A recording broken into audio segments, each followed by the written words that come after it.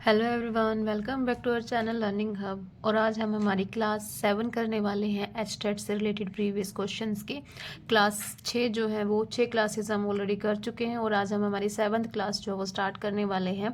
Question number होगा हमारा 126। Shine Dalgarno sequence is present on. ये एक सीक्वेंस होती है, जो शाइन डेलगैमो है ये एक सीक्वेंस होती है। किस चीज़ की सीक्वेंस होती है? प्रोटीन सिंथेसिस से रिलेटेड जो है ये सीक्वेंस होती है। राइबोसोम बाइंडिंग साइट होती है और प्रेजेंट किसके ऊपर होती है? हमारी एमआरएनए के ऊपर। किसके ऊपर प्रेजेंट होती है? ये हमारी एमआरएनए के ऊपर, राइट। ये डायरेक्ट ही क्वेश्चन पूछा गया है कि जो शाइन डेलगैमो सीक्वेंस है वो प्रेजेंट कहाँ होती है? It is present on the mRNA. RNA जो है ये राइबोसोमल आरएनए होता है, प्रोटीन सिंथेसिस से रिलेटेड होता है। और एक न्यूक्लियोलस किसके अंदर पाया जाता है? वो भी हमारा आरएनए होता है, ठीक है। देन आता है 127 question. Suppose a gene contain the following double stranded sequence. एक जीन के पास ये डबल स्ट्रैंडेड सीक्वेंस है, 5 prime to 3 prime, 3 prime to 5 prime. ये एक सीक्वेंस गिवन है। If the top strand is the sense strand, अगर ये सेंस स्ट्रैंड है and codes for a mRNA, और किसी एमआरएनए के लिए कोड कर रही है, which of the following would be the sequence of the corresponding segment of the anti sense RNA. मतलब ये इसने सेंस स्ट्रैंड दे रखी है, इससे अपोजिट जो होती है वो क्या होती है? हमारी एंटी सेंस स्ट्रैंड होती है। तो अगर सेंस स्ट्रैंड का ये कोड है तो एंटी सेंस का कोड क्या होगा वो हमें पता लगाना है, राइट।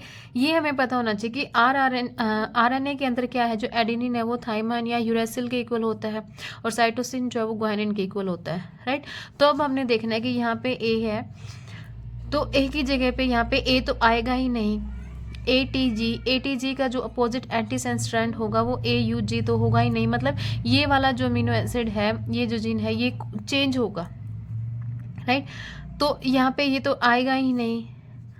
देन ए की जगह पे सी भी नहीं आएगा, राइट, ना ही यूएसी होगा।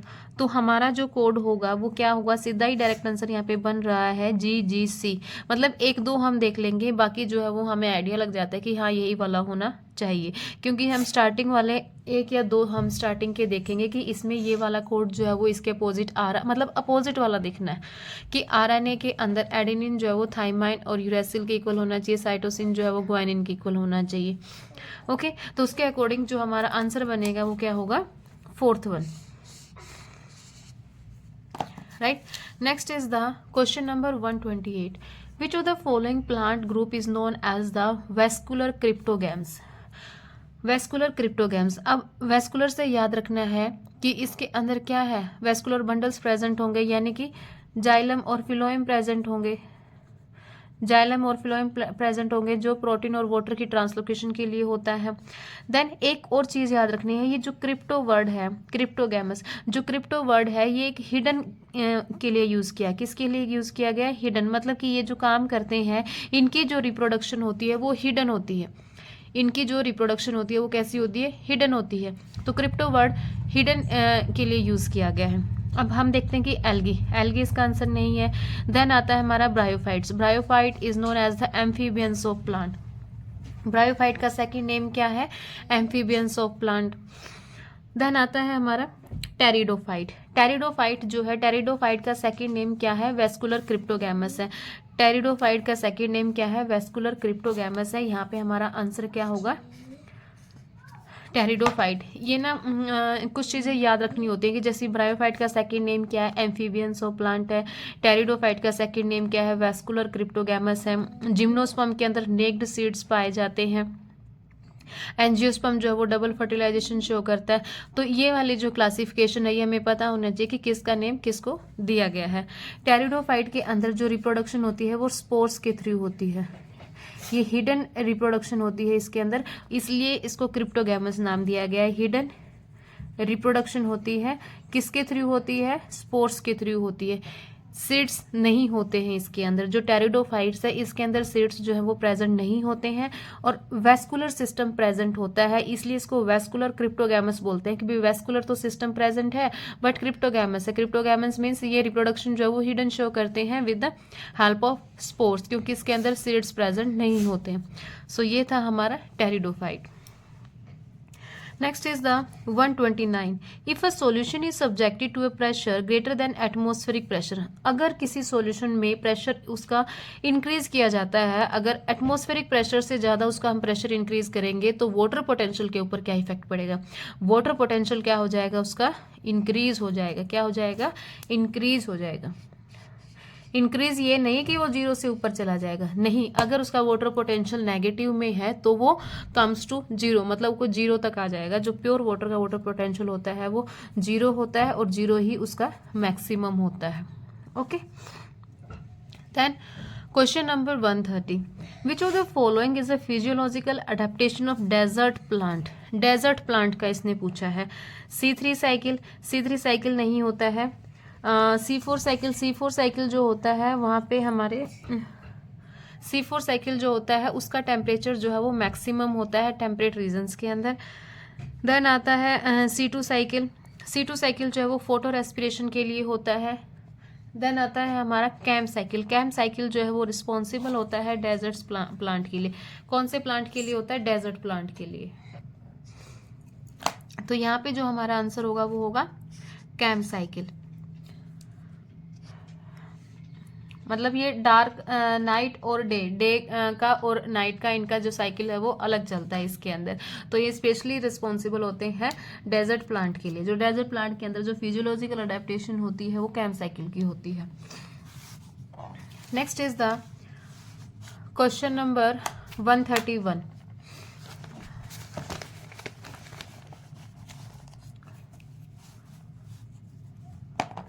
3' GTPYPU ये एक सीक्वेंस दी गई है। Is the restriction site of which enzyme? मतलब ये एक साइट है, जैसे Shine Dalgarno sequence ribosome binding site होती है वैसे ही ये एक साइट है। और इस साइट के ऊपर कौन सा एंजाइम जो है वो एक्ट करता है? Bam, H1, Eco, R1, Hind second, Hind third. तो इसके अंदर ये अलग अलग होते हैं, हर एक एंजाइम की बाइंडिंग साइट जो है वो अलग होती है और वो हमें लर्न करनी होती है। ठीक है, इसमें कोई अंडरस्टैंडिंग वाला नहीं होता है, ये डायरेक्ट क्वेश्चन आते हैं कि भाई इस एंजाइम की बाइंडिंग साइट क्या है। तो ये वाला जो एंजाइम है, सॉरी ये वाली जो रिस्ट्रिक्शन साइट है, इस साइट के ऊपर जो एंजाइम एक्ट करेगा, जो एंजाइम इसको ब्रेक करेगा वो कौन सा होगा? हमारा हिंड सेकेंड होगा। Right, next is the correct sequence of the 3 major stages of the Calvin cycle. इसने पूछा कि कैल्विन साइकिल मतलब C3 साइकिल, C3 साइकिल की करेक्ट सीक्वेंस क्या है? मतलब कब उसके अंदर कार्बोक्सिलेशन होती है, कब रिडक्शन होती है और कब रीजनरेशन होती है। सबसे पहला स्टेप क्या है? तो सबसे पहला स्टेप हमारा क्या होगा? कार्बोक्सिलेशन होगी। सबसे पहले हमारी क्या हो जाएगी? कार्बोक्सिलेशन होगी। मतलब CO2 को फिक्स करवाना है हमारे पास, जो CO2 है वो हम रुबिस्को की हेल्प से उसको फिक्स करवा देंगे। जब CO2 फिक्स हो जाता है तो उसको हम रिड्यूस करवा देंगे और रिडक्शन जब होगा तो हमें क्या मिलेगा? शुगर मिलेगी, ग्लूकोज मिलेगा। और दोबारा से इस साइकिल को रन करवाने के लिए हम RUBP को क्या करवाएंगे? रीजनरेट करवाएंगे। तो सबसे पहले कार्बोक्सिलेशन होगा, देन रिडक्शन होगा एंड देन रीजनरेशन होगा। जो कैल्विन साइकिल है, C3 साइकिल है, C4 साइकिल है, C2 है, कैम है, इनमें से हर बार 1 मार्क का क्वेश्चन तो जो है वो बनता ही है। इनमें से हर बार 1 मार्क का क्वेश्चन जो है वो 100% आता है। तो ये साइकिल जो है वो हमें अच्छे से लर्न होना चाहिए कि इनके स्टेप क्या है, कौन से स्टेप में कौन सा ATP बन रहा है। ओके, इनका CO2 का पहले एक्सेप्टर कौन है, प्रोडक्ट कौन होगा। ये 4-5 पॉइंट ही हैं इसके अंदर लर्न करने वाले, जो कि मोस्ट इम्पॉर्टेंट है। नेक्स्ट आता है the curd formed by the action of the lactic acid bacteria on milk is rich in. जो कर्ड फॉर्म्ड होती है, जो दही बनती है with the help of lactic acid bacteria, तो वो किसके अंदर रिच होती है? किस में होती है वो रिच? विटामिन B12 में होती है। और यहाँ पे ये क्वेश्चन गलत नहीं करना है, क्योंकि हमें पता होता है कि भाई हाँ कर्ड खट्टी होती है तो खट्टा मतलब विटामिन C के अंदर खट्टापन होता है। नहीं, इसमें क्या है? लैक्टिक एसिड जब होता है बैक्टीरिया के प्रेजेंट और जो कर्ड बनती है वो मैक्सिमम मतलब वो रिच किस में होती है? उसमें सबसे ज़्यादा क्या पाया जाता है? विटामिन B12 पाया जाता है। और विटामिन B12 का नाम क्या है? सियानोकोबालामाइन। सियानोकोबालामाइन विटामिन B12 का सेकेंड नेम है ये।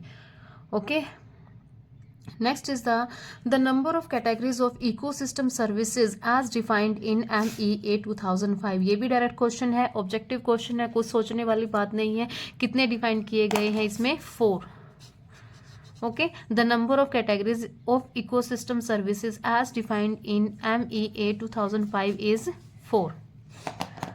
Next, N example of alien weed. Alien weed है मतलब कि ये कहीं पर इनका कोई यूज नहीं होता, एज ए वेस्ट है, लैंड को जो है वो क्या करते हैं, खराब कर देते हैं, ऑक्सीजन कंज्यूमिंग होते हैं ये, और एक बार जहाँ पर हो जाते हैं तो वहाँ पे किसी और क्रॉप को जो है ये वहाँ पे ग्रो नहीं करने देते, इसलिए हम इसको क्या बोलते हैं, वीड बोलते हैं। तो एक एग्जाम्पल है एलियन वीड का। और एलियन किस लिए बोला कि ये बाहर से आई है, हमारी इंडिया की नहीं है, बाहर से आई है। स्पीसीज इन इंडिया, तो इंडिया के अंदर कौन सी एलियन वीड है, कौन सी एलियन वीड है, कैरेट ग्रास, और इसका जो साइंटिफिक नेम है वो क्या है, पार्थेनियम। कैरेट ग्रास जो है वो एक एलियन वीड के नाम से जाना जाता है and its scientific name is parthenium. Okay, next is the Montreal protocol is concern with, ये बहुत ही इजी क्वेश्चन था। मॉन्ट्रियल प्रोटोकॉल इकोलॉजी के अंदर होता है। Montreal protocol is concern with, जो मॉन्ट्रियल प्रोटोकॉल है वो किससे कंसर्न करता है, माइटिगेशन ऑफ क्लाइमेट चेंज नहीं, क्लाइमेट चेंज का तो कोई मतलब ही नहीं, सस्टेनेबल डेवलपमेंट नहीं, biodiversity conservation no, substances that deplete the ozone layer. जो मॉन्ट्रियल प्रोटोकॉल है वो किससे रिलेट करता है, हमारा ओजोन लेयर से रिलेट करता है। तो इसका आंसर क्या हो जाएगा, 4th, substances that deplete ozone layer, right. Next is 137, calcium carbide powder which is used for artificial ripening of fruits. ये एक पाउडर है जो आर्टिफिशियल फ्रूट्स को पकने के लिए यूज किया जाता है। जब अगर फ्रूट्स खुद नहीं पक रहा है तो उसको आर्टिफिशियल पकाया जाता है, जैसे कि आजकल चल रहे हैं आर्टिफिशियल जो फ्रूट्स को पका देते हैं और फिर वो जल्दी खराब हो जाते हैं और वो ना ही हमारी हेल्थ के लिए इतना अच्छे होते। तो एक कैल्शियम कार्बाइड पाउडर है which is used for artificial ripening of fruits produces, वो क्या प्रोड्यूस करता है, एसिटाइलिन। क्या प्रोड्यूस करता है, acetylene.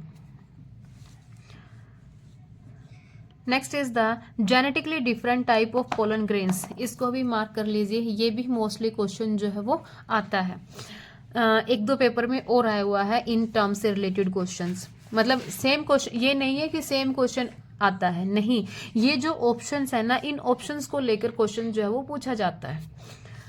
Genetically different type of pollen grains are brought to the stigma, मतलब कि जो पोलन ग्रेन्स हम स्टिग्मा के ऊपर लेकर जा रहे हैं वो जेनेटिकली डिफरेंट होने चाहिए। किस में होने चाहिए, कैस्मोगैमी में, जिनेटोनोगैमी में, जीनोगैमी में, या फिर क्लिस्टोगैमी में। ओके, तो कैस्मोगैमी क्या होता है, हमारा क्रॉस पोलिनेशन होता है। क्या होगा, क्रॉस पोलिनेशन होगा। क्रॉस पोलिनेशन ये का मतलब है कि ये जेनेटिकली वो नहीं होने चाहिए, अलग अलग जो है वो प्लांट होने चाहिए। देन आता है जिटनोगैमी या फिर गिटनोगैमी। क्रॉस पोलिनेशन, इसके अंदर जेनेटिकली आइडेंटिकल होते हैं, जो पोलन ग्रेन्स हैं वो क्या होंगे, जेनेटिकली आइडेंटिकल होंगे, ये टर्म भी इसके अंदर नहीं होगी। देन आता है जीनोगैमी। जीनोगैमी के अंदर क्या है, जेनेटिकली डिफरेंट होना चाहिए। क्या होना चाहिए, जेनेटिकली डिफरेंट। देन आता है क्लिस्टोगैमी। क्लिस्टोगैमी के अंदर भाई सेल्फ पोलिनेशन होती है, क्योंकि ये क्लोज्ड फ्लावर होते हैं। क्लिस्टोगैमी क्या होती है, सेल्फ पोलिनेशन होती है, क्योंकि ये जो फ्लावर होते हैं वो क्लोज्ड होते हैं। कैस्मोगैमी के अंदर जो पोलिनेशन होगी वो क्रॉस पोलिनेशन होगी। क्लिस्टोगैमी के अंदर जो पोलिनेशन होगी सेल्फ पोलिनेशन होगी। और गिटिनोगैमी के अंदर जो क्रॉस पोलिनेशन होगी बट जेनेटिकली आइडेंटिकल होंगे वो। और जीनोगैमी के अंदर क्रॉस पोलिनेशन होती है बट वो जेनेटिकली क्या होते हैं, डिफरेंट होते हैं। तो यही हमसे पूछा था कि genetically different types of pollen grains are brought to the stigma during. So हमारा आंसर होगा यहाँ पे xenogamy. Next question is question number 139, the cells of which of the following layers of the anther wall are multinucleated due to एंडोमाइटोसिस।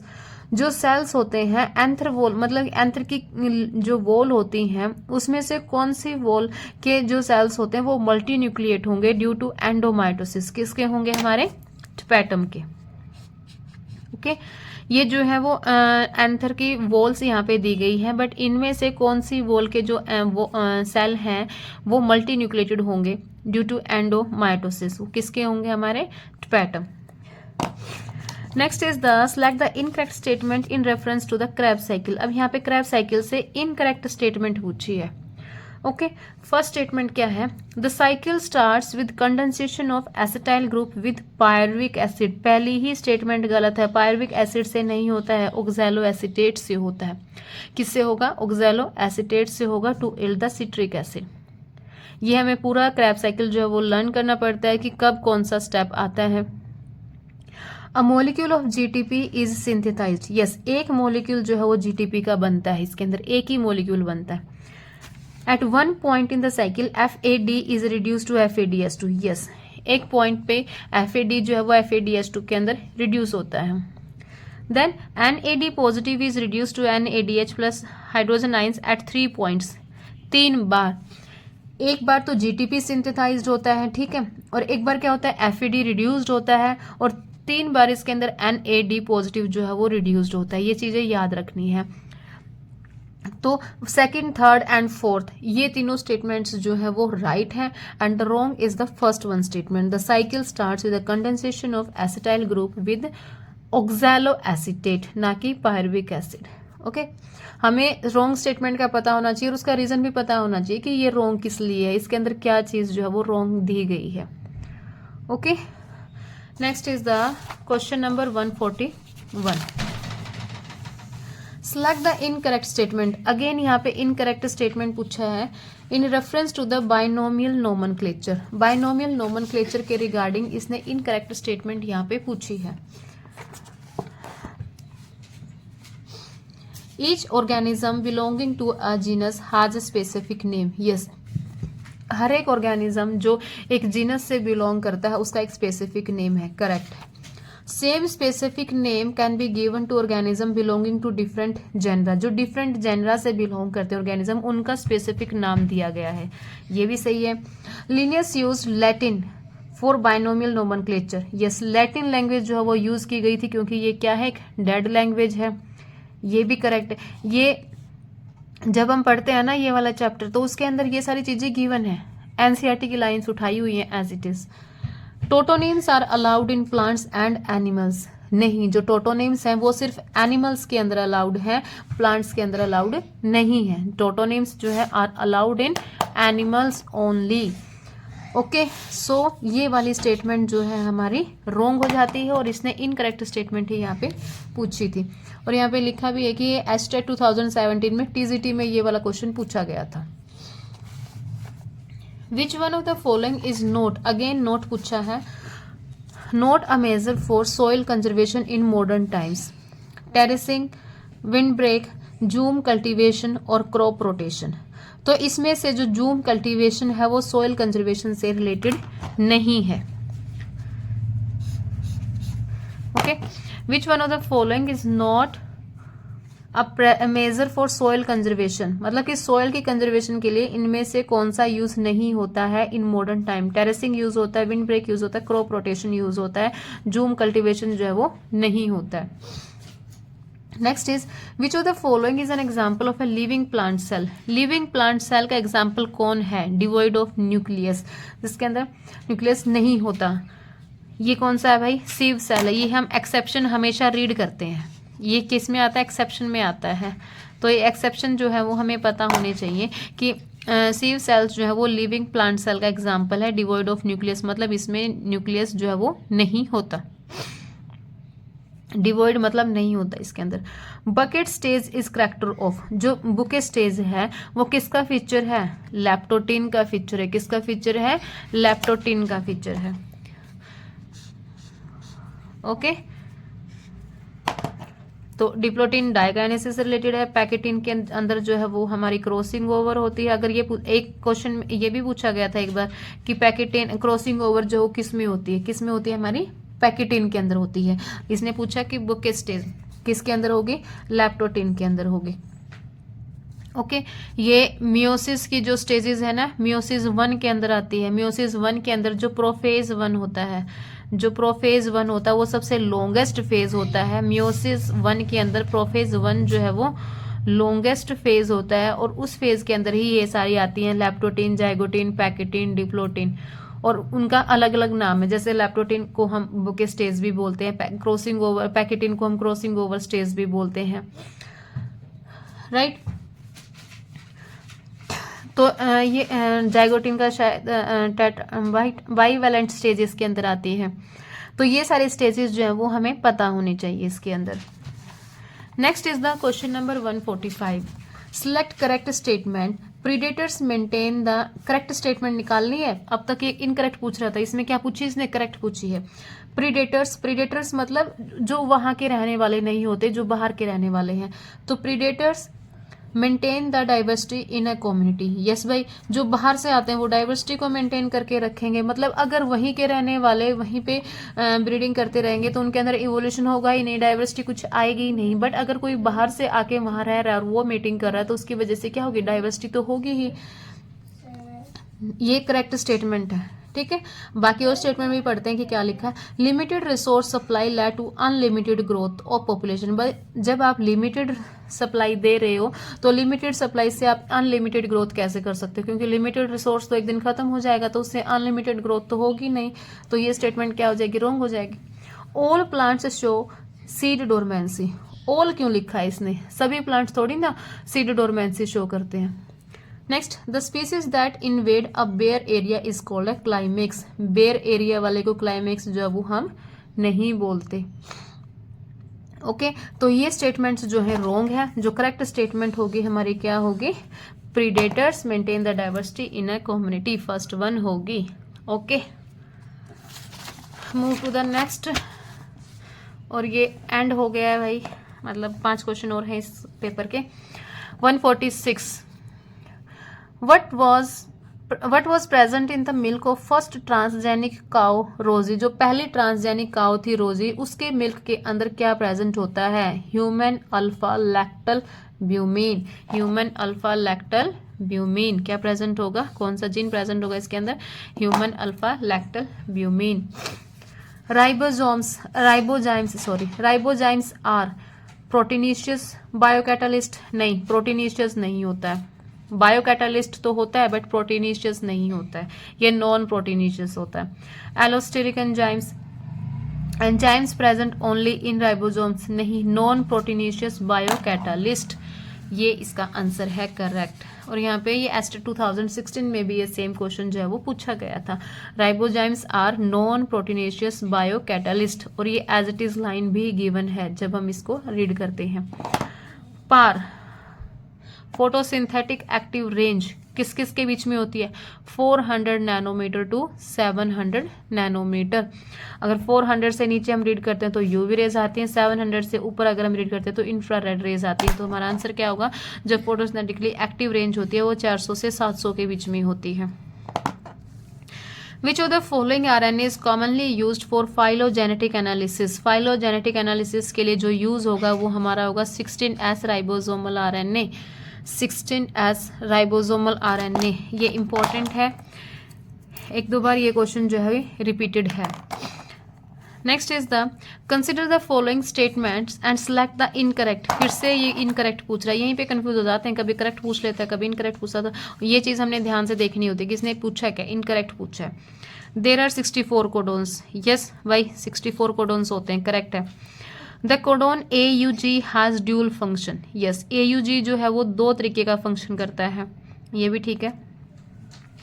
3 codons do not code for any amino acid. हाँ, ये भी ठीक है। इन 3 codons को हम बोलते हैं stop codon. मतलब 3 कोडोन, 64 कोडोन में से 3 कोडोन ऐसे हैं जो किसी भी अमीनो एसिड्स के लिए कोड नहीं करते, क्योंकि दे आर स्टॉप कोडोन। ये मैंने नाम भी यहाँ पे मेंशन किया गया है। UAA is also known as the ochre, UAG amber, UGA opal. Okay, UAA ochre, UAG amber, UGA opal, ये कि तीनों क्या है, स्टॉप कोडोन है जो किसी भी अमीनो एसिड के लिए कोड नहीं करते हैं। ये सीक्वेंस को अगर ये कहीं पे लग जाता है एंड में तो ये उस सीक्वेंस को वहीं पे क्या कर देंगे, स्टॉप कर देते हैं। तो ये स्टेटमेंट भी करेक्ट है। नेक्स्ट क्या है, each amino acid is coded by A separate codon. Each जरूरी नहीं है कि हर एक अमीनो एसिड सेपरेट कोडोन से कोड किया जाता हो। ये यहाँ पे ईच वर्ड लगा के इस स्टेटमेंट को रॉन्ग कर देता है। तो हमारी रॉन्ग स्टेटमेंट क्या होगी, 4th वन। सो यहाँ पे हम इस 150 क्वेश्चंस को कवर अप करते हैं और हमें मतलब जो हम क्वेश्चंस कर रहे हैं ये नहीं है कि हमने क्वेश्चन का आंसर पढ़ लिया, नहीं, वहाँ से हम आइडिया लगा लेते हैं कि किस टाइप के क्वेश्चंस जो हैं वो आ रहे हैं और क्या क्या टॉपिक जो है वो हमने रिवीजन में कवर अप करना है। आई होप आपको बहुत नॉलेज हुई होगी कि किस टाइप के क्वेश्चंस हमने करने हैं, कौन सा टॉपिक हमने रिवाइज करना है और कैसे हमने PYQ को जो हम अटेम्प्ट करेंगे। अगर कुछ प्रॉब्लम है या कुछ आप पूछना चाहते हैं तो वो आप मुझे कमेंट सेक्शन में मैसेज कर सकते हैं। Okay, so thank you for the lecture.